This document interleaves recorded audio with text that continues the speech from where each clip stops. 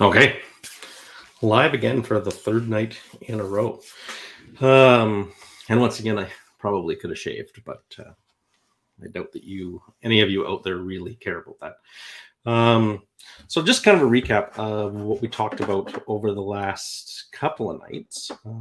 I will just share my screen because we were talking a lot about implementing more research and practice, and then looking at evidence-based guidelines and how we do that. So, here was sort of the first image we started with. So, hopefully all of us are looking to incorporate more research into practice and be more evidence-based.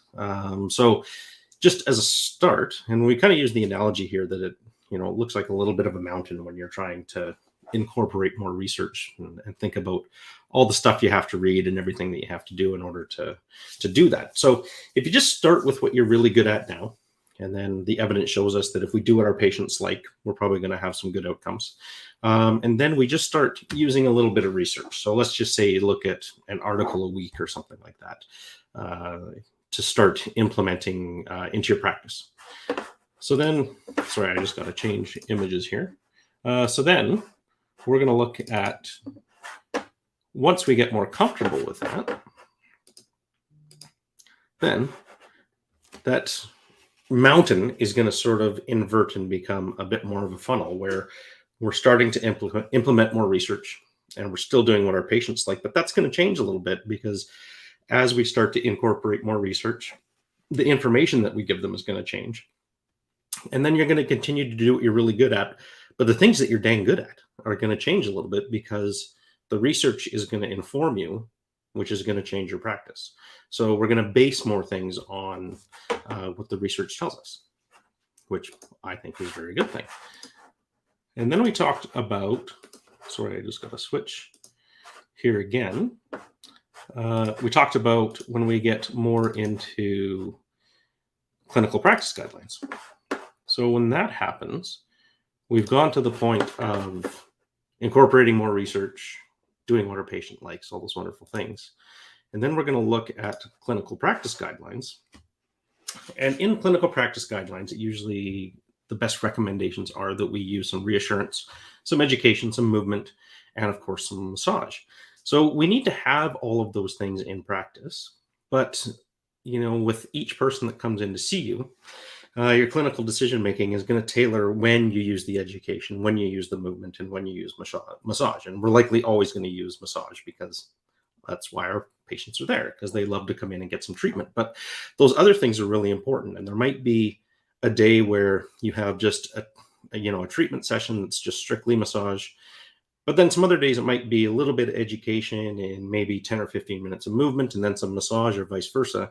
It's really looking at the person in front of you and tailoring it to what they need for that day. So that's where your clinical decision making is going to come into play every time. So once you've gotten to that point, you're becoming more research literate. You're doing more of the movement and education and doing lots of massage still. So even when we're doing all these things, it's going to change constantly because as research comes out and we get more comfortable with it, we're going to start to change with that research. And hopefully the patients are going to change a little bit with us. But it's always going to depend on that person in front of us when we use all of those different things in treatment. So not only can our approach change with each person that comes in, it can also change with each condition that they have. So, let's say you have a runner that comes in that's maybe got tendinopathy going on, or you've got somebody with diabetes who's coming in for a different type of treatment, or there's any cascade of things out there. So the way that we are going to manage each person is going to change with their individual needs when they come in, but the research is still going to inform us as to how we're going to help these people individually.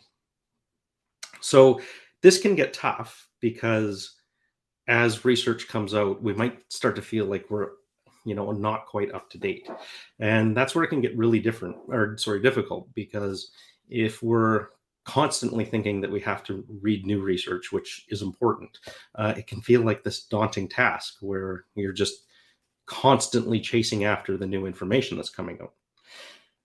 And then we're sitting there wondering, well, how do we get better outcomes for our patients and better outcomes in practice? Because it's difficult to stay up to date. So the research has shown us that the best way that we can be more evidence based and stay up to date is by working in a group. And the research showed us that most of the time, when they're talking about a multidisciplinary setting, those are going to be the more successful groups. But they're always talking about that in the hospital setting. And in the hospital setting, you've got people who are paid by the hour to be at that job. Um, the patients that they're seeing aren't necessarily coming in for an hour long appointment, so they probably have time to collaborate with their colleagues a little more right before they go in with a patient. When they're done, they've got time to come out and chat with their other colleagues to figure out what the best approach is, or for the next appointment how they're going to manage that. And the more successful ones are always the ones where somebody, it's their job to direct how all this is going. So to give each of those people time to be able to sit down and look at the research, to have staff meetings where they discuss these things. And I don't know about most of you, but I've worked in a couple of clinics, and in between patients, you're racing to take sheets off the table, clean the tables, do your charting, get all that stuff done. There's not really a lot of time for collaboration. And quite frankly, at the end of the day, the last thing that I wanted to do was hang out at the clinic and sit there and discuss things for an hour. And that's also very difficult because we're only getting paid if we're working. It's not like when we're at a union job at a hospital getting an hourly wage. So therein is the reasons why I started the MTDC community. And the goal with the community is to have a collaborative group and a very supportive group where you can come together, and we have monthly evidence-based presentations from different leaders within the field. Sometimes it's a presentation from me that's just on a research review. But quite often we have, or every month, actually, we have presentations where, like I said, industry leaders come in and present on different topics that are going to benefit our practice. And like I said, we have research reviews. And one of the great things about it is that you have a supportive community within a private Facebook group. So when we look at things like those successful settings in a hospital setting, we don't necessarily have the opportunity or the time for that. But I don't know about most of you, but I'm on Facebook probably every day. So it's a community where you can jump in and you can ask some questions and get feedback from other people in the group and get feedback from me. And one of the great things about being in the community is those monthly presentations and everything. It's all self-directed. So if you don't have time, for instance, we have a presentation coming up on Monday. So if people don't have time to get to that, it's all recorded so they can sit and watch it later. Plus, you get credits for being in the community, like your continuing education credits for being in the community. And you get to do it all from home. So you're not having to travel and go and, to different communities and deal with all the expense from that. But the more important thing is that it's going to help you become a better therapist and get better outcomes with your patients, because you're constantly going to be getting new information, the new research, things that are going to keep you up to date in your practice. So that's going to be a major help. And one of the things that I like about it is it's not like when you go and take a weekend course. And I'll give you an example. Years ago, early in my practice, I went and took an IASTM course, which was a good course. But I came home and couldn't remember half the things that the instructor showed me. So most of the time I was kind of like just playing around with these tools and trying to figure out how to use them, which isn't a bad thing either, because it's good to try new things. But I couldn't remember half the things that were taught in that course. And then 2 weeks later, I could probably only remember a quarter of what was taught in that course. And now I can probably remember 2 or 3 things from it.